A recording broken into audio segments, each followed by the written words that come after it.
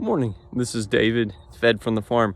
So I wanted to take a minute. This past week and a half has actually been really difficult weather-wise because we've had weather that's been cold, but not cold enough to actually freeze.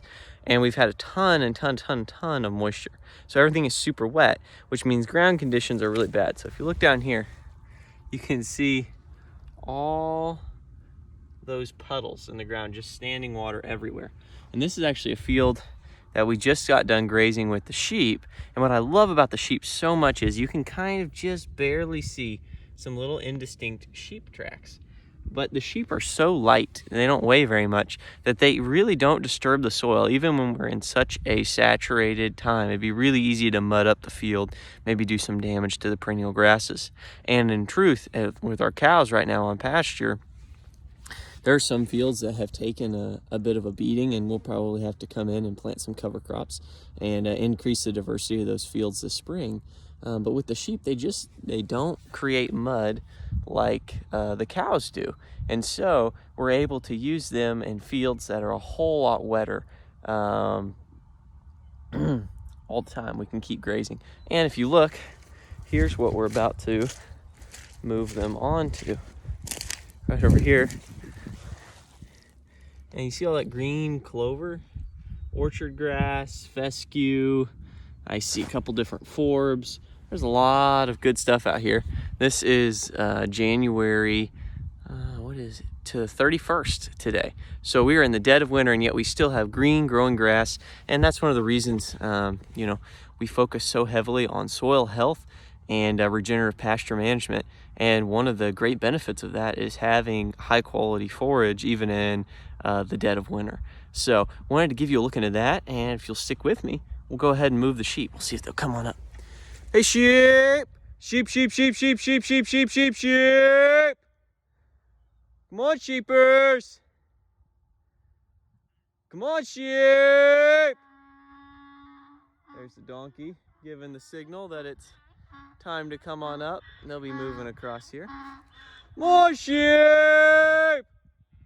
Sheep!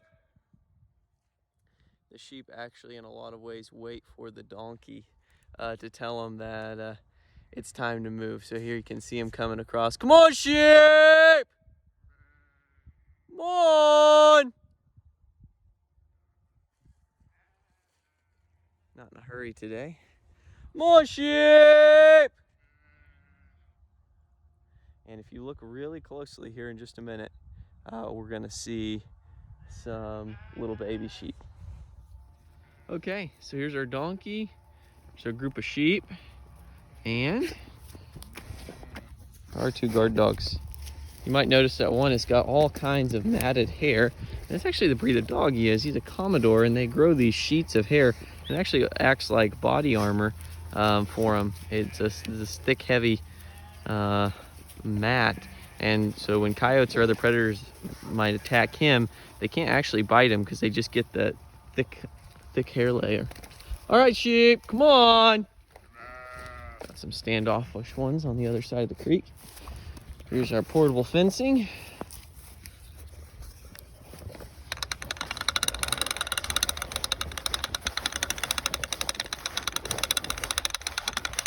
Come on, sheep. And here is the sheep. You can see that contrast line of their old field and their new area. Come on, sheep. Yeah, they're excited about this green grass. Come on, sheep.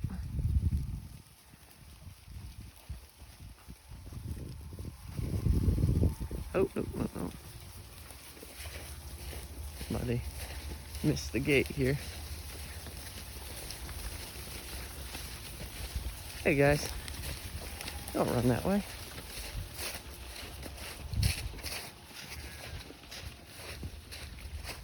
All right, if you look closely, you can see these little lambs running.